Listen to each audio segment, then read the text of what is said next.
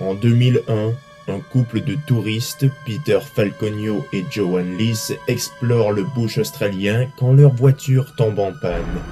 Un homme, Bradley John Murdoch, leur propose de les dépanner. Mais ses intentions étaient tout autres.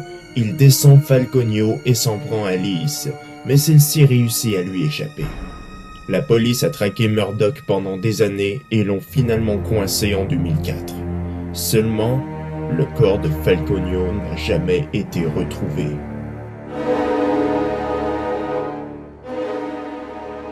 Salut à tous et bienvenue à ce nouvel épisode d'Horreur Critique. Aujourd'hui, un film adapté d'une histoire vraie, Wolf Creek.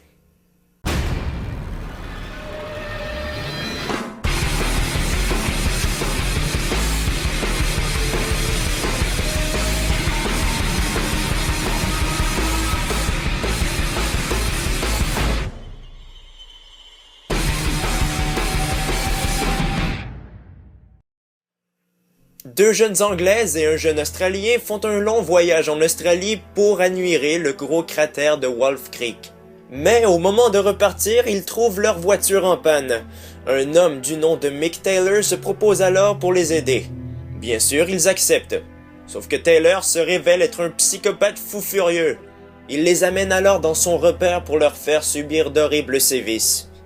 Désolé, je dois le dire. C'est long! Putain, ce film est long!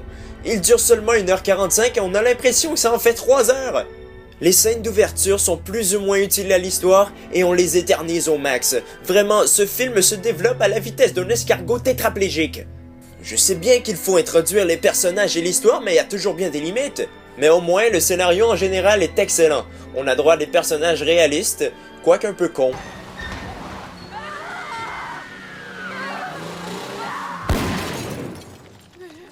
Non mais t'avais tout le temps du monde pour lui foncer dedans, sale conne!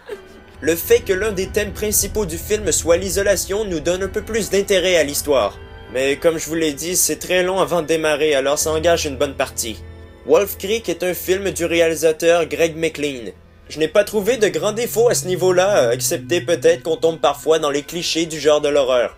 Prenons par exemple la voiture qui ne veut pas démarrer au moment voulu. Mais bon, à quoi bon changer la formule gagnante? Pour faire un film original, peut-être? Ce qui m'a vraiment frappé dans le film, c'est sa violence brutale, sans pour autant tomber dans le gore. Ça donne un film quand même dérangeant sans être trop explicite. Et c'est ça qui crée une atmosphère à la massacre à la tronçonneuse, rajouter à ça une petite touche de la colline à des yeux. L'ambiance de Wolf Creek est très stressante et très efficace aussi. On a également droit à de superbes paysages qui apportent un petit aspect charmant au film.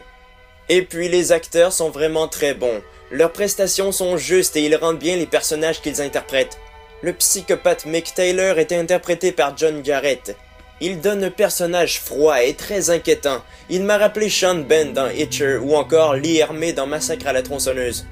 Après ça, la prestation de Nathan Phillips est aussi excellente. Du côté des effets spéciaux, je vous l'ai dit lorsque je parlais de la réalisation, ils sont violents sans être trop dégueulasses non plus. Et ils sont réussis.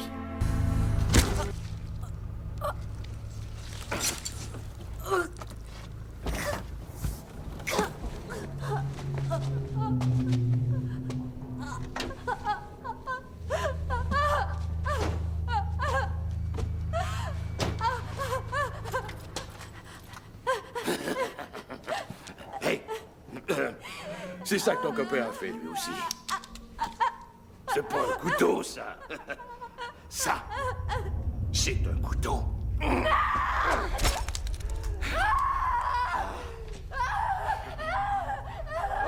arrête, Lizzie.